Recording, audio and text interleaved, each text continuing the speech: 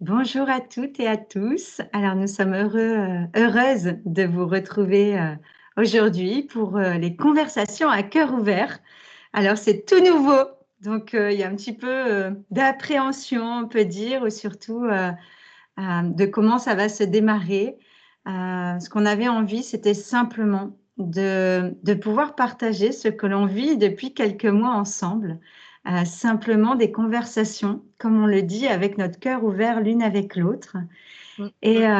Et on s'est dit la dernière fois, puisqu'on suit ensemble les enseignements des 13 mères originelles, qui est un merveilleux enseignement amérindien de femmes très sages, et on a commencé la discussion en premier. Voilà, on est parti.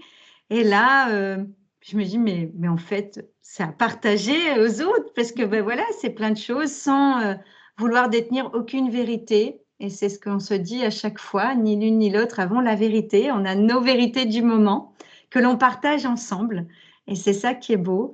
Et c'est ce qu'on avait envie de le faire avec vous pour que vous puissiez aussi vivre ces moments et prendre uniquement ce qui résonne dans votre cœur. Voilà. Et si vous avez envie de partager des commentaires après, c'est avec grande joie qu'on vous lira et qu'on pourra partager aussi avec vous par rapport au thème, au sujet qu'on abordera, qui sont libres. Et ce qui a été très rigolo, c'est qu'on a fait après la lecture, qui était la gardienne de la sagesse. Et dans le conte, dans les défis, c'était un peu ça, c'était oser aussi discuter, oser proposer nos sagesses que l'on a découvert avec nos expériences personnelles de la vie et de tout ce qu'elle peut nous offrir. Et voilà, donc comment est née Conversation à cœur ouvert. Alors avant voilà, on va se présenter parce que c'est important aussi que vous nous connaissez rapidement pour voir. Donc, vas-y, Florence, comme je viens de parler, vas-y, présente-toi. Qui est Florence?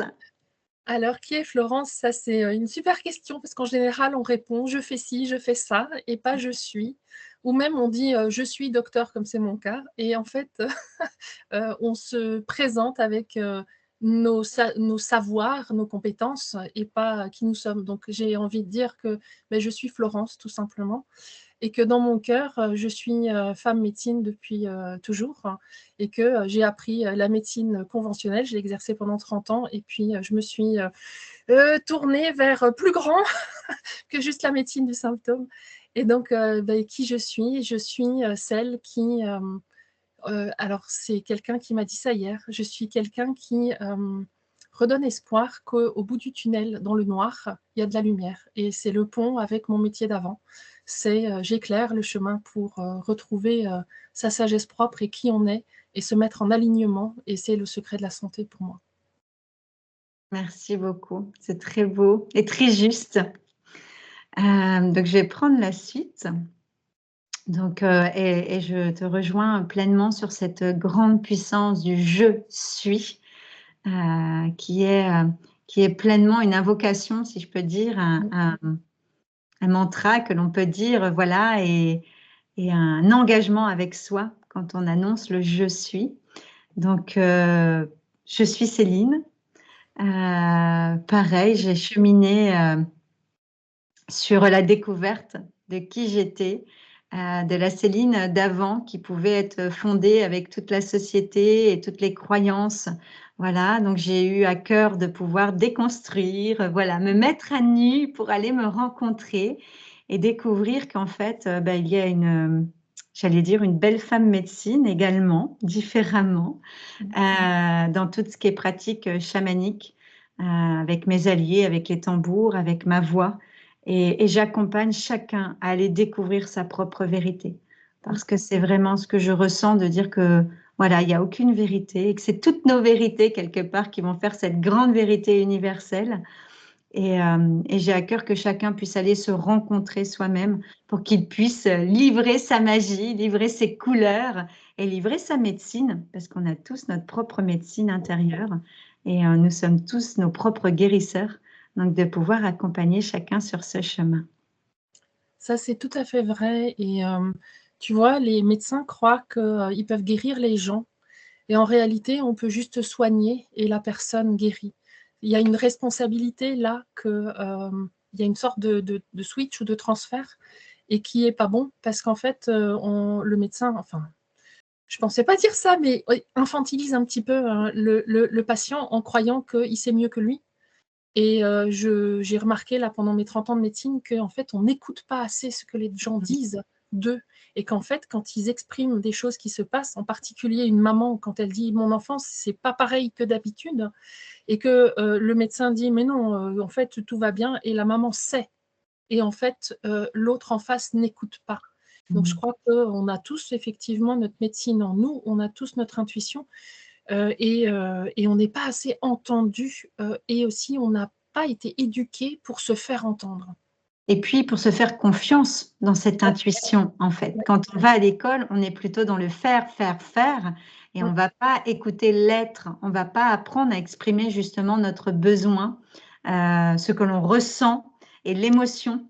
Et aujourd'hui, on parle un peu plus d'intelligence émotionnelle, en plus de l'autre intelligence, pour qu'on puisse prendre en compte ça et se dire, OK, il y a un ressenti qui est là. Qu'est-ce qu'il veut dire, en fait? Et de se faire confiance. Si dans sa voix intérieure, il y a quelque chose, aucune voix extérieure ne peut venir contrecarrer, entre guillemets, ce que l'on ressent. Et c'est exactement ce que je dis régulièrement, que voilà, même si je dis quelque chose, ben, ce n'est pas la vérité, et que voilà, l'idée est d'écouter ce que ça vibre à l'intérieur de soi. Si ça vibre dans le cœur, alors c'est que c'est OK et que c'est important pour soi aussi. Oui, Donc, oui, on n'est pas du tout, enfin, dans l'enseignement, il n'y a pas l'espace, alors que les enseignants, il y en a beaucoup qui voudraient, n'ont pas l'espace pour faire parler les émotions, pour les nommer, alors qu'il y a plein de mouvements et d'associations et de oui, thérapeutes. Ça monte, mais voilà, il n'y a pas beaucoup d'espace pour ça. Il n'y a pas beaucoup d'espace non plus pour la sagesse du corps, c'est-à-dire qu'est-ce qui se passe dans le corps alors que c'est le corps physique qui est le plan le plus dense de notre être. Il y a beaucoup d'autres plans d'existence, bien sûr, mais c'est le plan le plus dense, donc c'est celui où il y a tout qui s'engramme. Il n'y a pas de... Dans l'image de la patate chaude, quand il y a un problème dans la personnalité, qu'il y a un problème dans les mots qu'on se dit ou qu'on entend, dans les émotions qu'on n'arrive pas à gérer alors qu'on les a générées, et ben, tout ça, en fait, va descendre du plus rapide au plus lent et va arriver dans le corps. Et la patate chaude, le corps peut le donner à personne. Et donc, forcément, c'est dans le corps que se cristallisent les problématiques qui apparaissent ailleurs. Et dans l'éducation, on n'apprend pas à nos enfants à écouter le corps, en plus d'écouter les émotions ou de repérer les pensées et d'aller la regarder sous un autre regard, parce que nous ne sommes pas nos pensées, nous ne sommes pas nos émotions, nous ne sommes pas que notre corps physique. Et ça manque, et c'est tellement dommage. On est tellement plus vaste que ce qu'on nous enseigne depuis tout petit, et du coup on nous met dans un rail où en fait il n'y a pas l'espace pour nous en tant qu'être. Ouais. Et pourtant, il y a déjà des philosophes qui en ont parlé. Il y a Platon qui nous a dit on ne peut pas soigner les maux du corps sans soigner les maux de l'âme. Donc, Exact. il était déjà bien à dire qu'en fait, voilà, notre corps est en train de nous parler pour quelque chose de bien plus grand que nous et vient nous signaler justement des choses, et qu'il est une merveilleuse façon d'entendre aussi qu'est-ce qui est en train de se passer à l'intérieur de nous, quoi. Ouais. Et Platon est un hermétiste. Et donc j'en profite parce que tu me tends une perche imprévue. C'est que Platon, Socrate et Hippocrate aussi, puisque j'ai prêté le serment d'Hippocrate, ont été enseignés par la tradition hermétique, la tradition d'Hermès, gréco-égyptienne, et c'est sur cette base-là des lois universelles qu'a été construite l'Égypte antique avec son âge d'or qui a duré des millénaires quand même. Et donc là, on ne parle pas de pourquoi il y a la chute, mais du coup, dans ces 7 lois universelles de la tradition hermétique, et moi je suis formée en médecine hermétique, donc du coup on en parlera à de multiples reprises, eh bien il y a cette 3e loi universelle qui est la loi de vibration. Et quand je rebondis sur le je suis, en fait tout est vibration, les mots, les émotions, les pensées, les gestes, les actes, les atomes, l'environnement, les sons, la musique, les couleurs, absolument tous les astres, sinon il n'y aurait pas d'astrologie et pas d'énergie cosmique, etc. La vibration des plantes, etc. On peut même converser avec elles. Il y a maintenant des appareils qui permettent d'entendre le son des plantes.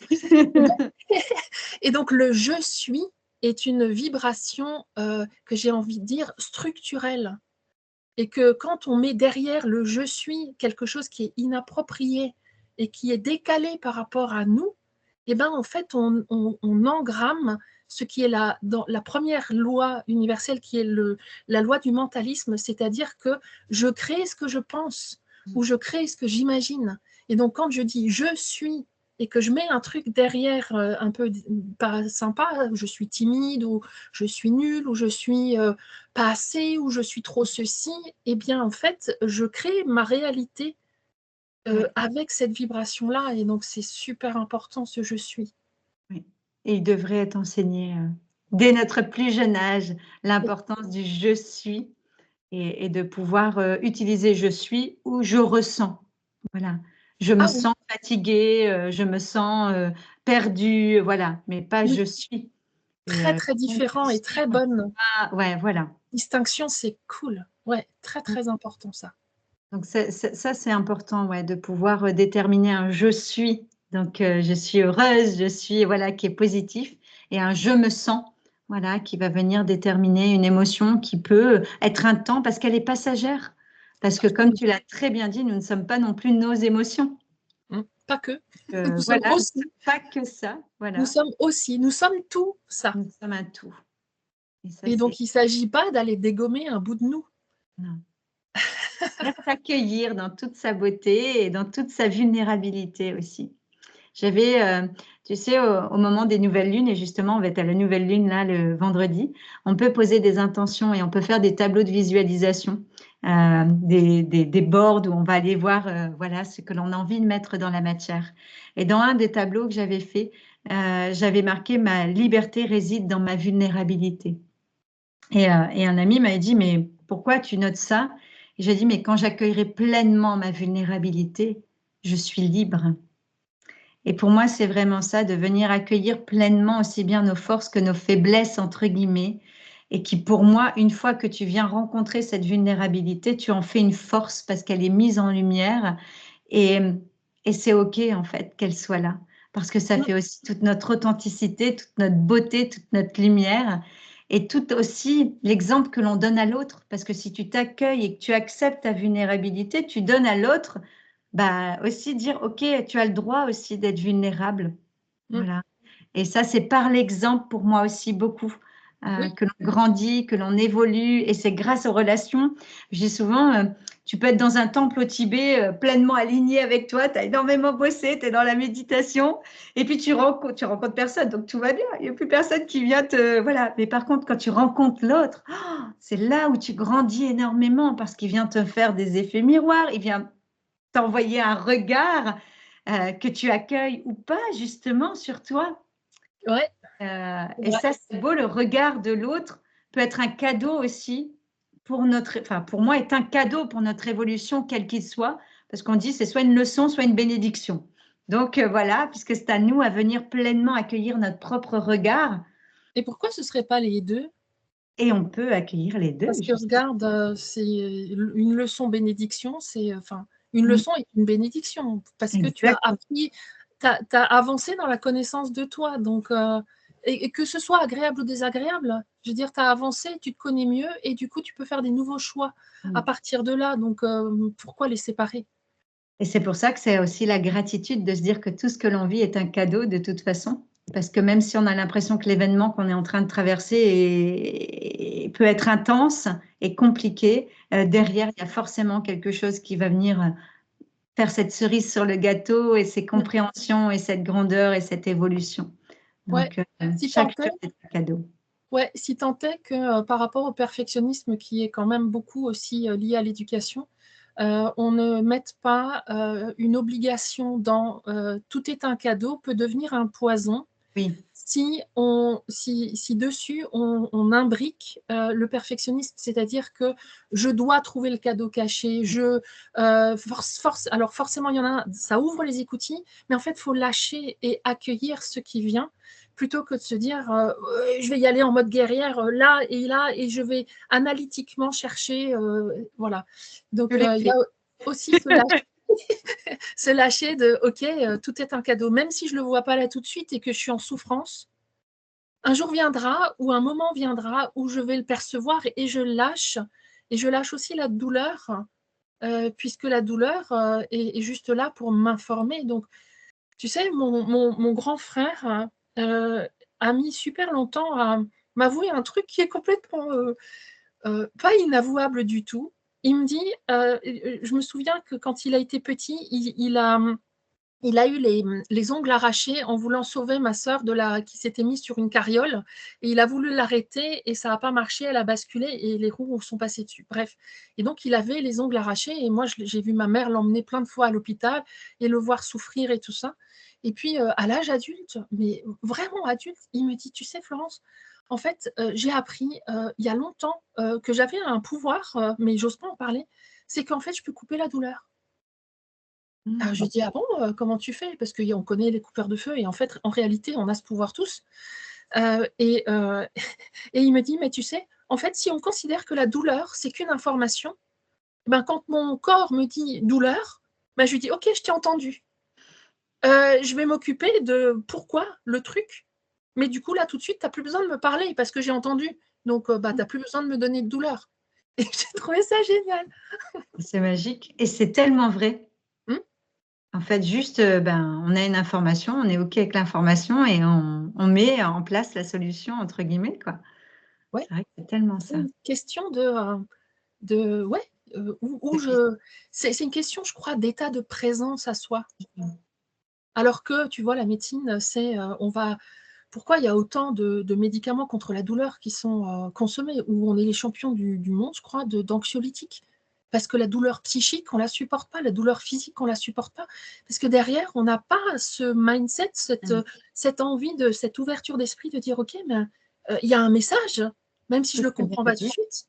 Mmh. Tu peux couper le message, mais parce que je te promets, à mon corps et à moi, à mon être, que je vais aller à la rencontre de ce qui est en dessous du symptôme. Mais si derrière, je ne vais pas à la rencontre, ben, la prochaine fois que je dirai au corps, ben, stop la douleur, Ouais, il ne va pas le faire parce que tu n'as pas été cohérent avec ce que tu lui as dit. exactement. Il y a une grande notion aussi derrière, ce qui m'est venu là, tu vois, de sacrifice, de Mm, se dire qu'en fait, on doit souffrir pour comprendre les choses. Et je suis venue enlever, moi, cette croyance en disant que non, en fait, je ne suis pas obligée de souffrir pour comprendre les choses. Et j'étais très, très, très, très dure avec moi. Et exactement comme tu disais, ce perfectionnisme, de comprendre, cette colère aussi contre moi, quand pour moi, j'avais avancé sur des choses et que ça revenait. Et donc, il y avait vraiment cette dureté et se dire, bah non, bah c'est pas grave, je dois souffrir pour comprendre les choses. Bah non, en Non, fait. non, Non, non. on n'est Mm, pas obligé de souffrir pour grandir, pour évoluer. On peut le faire avec beaucoup d'amour, beaucoup de douceur. Et c'est pas obligé que ce soit un calvaire ou voilà. C'est juste, comme tu l'as dit, l'accueil de qu'est-ce qui est en train de se passer en moi. Et juste si j'accepte comme les saisons, parce qu'il y a bien des tempêtes en automne. Et c'est bien en train de faire un remis-ménage à l'intérieur de nous pour arriver dans une phase d'hiver où il y a des pauses, pour arriver aussi au printemps où on sait les graines qu'on va ressemer, parce qu'on a fait une pause en hiver. Et on mm, sait les graines qu'on va semer dans la terre. Puis surtout, la terre, elle ne peut pas toujours être en route à apporter de l'abondance. Elle a bien des cycles. Et c'est ouais, exactement pareil pour nous. Et quand on vient accueillir, comme tu dis, des états où on peut être en moment où on a l'impression qu'on est en dépression, bah, c'est le cas mm, de le dire, qu'il a baissé toute la pression qu'on s'est donnée. Bah, juste, on accueille qu'on est en train de rentrer dans une phase de mm, tri et d'hiver. Et là, on ouais. le vit totalement différemment. On est aujourd'hui, mais c'est en train d'évoluer, dans une société qui nous a demandé d'être toujours solaire, toujours en été. Ce n'est pas possible. Mm. Toujours hyper productif et plus que productif. Donc même du soleil et plus que. Exactement. Donc, toujours de la pression. Donc, Mm, c'est tellement obligatoire qu'il y ait une période de dépression. mm, Et quand on vient l'accueillir, on la vit totalement différemment. Juste, on accueille que notre corps, il est mm, fatigué, qu'il a besoin d'un temps de repos et que c'est pour mieux repartir après et pour Ouais, peut-être aussi poser, OK, l'engagement avec nous-mêmes. Parce qu'on ouais, oublie, on prend des engagements beaucoup, on nous apprend, alors je vais parler plutôt pour moi, très rapidement, on m'a appris l'engagement du travail, l'engagement de ci, l'engagement de là, mais on m'a oublié de me dire qu'il y avait un engagement personnel à prendre d'abord avec moi pour savoir si c'était OK la situation, si ça vibrait avec moi et si juste j'étais pas en train de me renier et de me trahir en fait. Et je ouais, pense que c'est là où on a vraiment à prendre. Le seul engagement que l'on a à prendre dans tout, c'est de vérifier à chaque fois, parce que comme tout est mouvement, est-ce que l'engagement que je suis en train de prendre, il est OK là, mm, à cet instant? Et en acceptant que, bah OK, il y aura des moments où ça sera plus OK, et ben je pourrais dire à l'autre ou au travail ou à un conjoint, ou, bah écoute, ça vibre plus. Alors qu'est-ce qu'on fait? Voilà, oui, on traverse une période. Qu'est-ce qu'on fait? Est-ce qu'on décide de remettre des graines ensemble dans ce qui va vibrer maintenant avec ce que j'ai découvert de moi? Ou est-ce que, ben non, nos chemins, juste avec beaucoup d'amour, et ben on se sépare et on avance chacun vers notre chemin en mm. ayant plein de gratitude de ce qu'on a vécu, quoi. Mais là, c'est fondamental ce que tu dis pour sortir de l'autoroute neuronale du sacrifice. Et nous, les femmes, on est culturellement, et encore en Europe, ça va mieux que dans d'autres pays. Culturellement, on est quand même beaucoup amené dans le sacrifice pour les enfants, on sacrifie son travail de moins en moins, mais pour la maisonnée, etc. Et là, ce que tu dis, c'est une super clé pour sortir du sacrifice. Vérifier l'engagement. C'est se mettre dans l'équation. Le sacrifice, c'est je me sacrifie au profit d'un autre par don de soi ou par bonté ou parce que j'aime donner. Et c'est oublier que pour pouvoir bien donner aux autres, il y a besoin aussi que je me donne à moi-même. Parce que sinon, à un moment donné, mon énergie, il n'y en a plus. Donc quand je suis jeune, ça va, je peux donner au-delà. Mais quand arrive la réalité du corps physique qui vieillit, surtout à partir de 40 ans, il y a plein de choses qui Qui se changent, passe. plein de choses qui changent et qui sont moins efficaces. Et ben du coup, on n'a pas le stock, on n'a plus le stock dans lequel on peut puiser.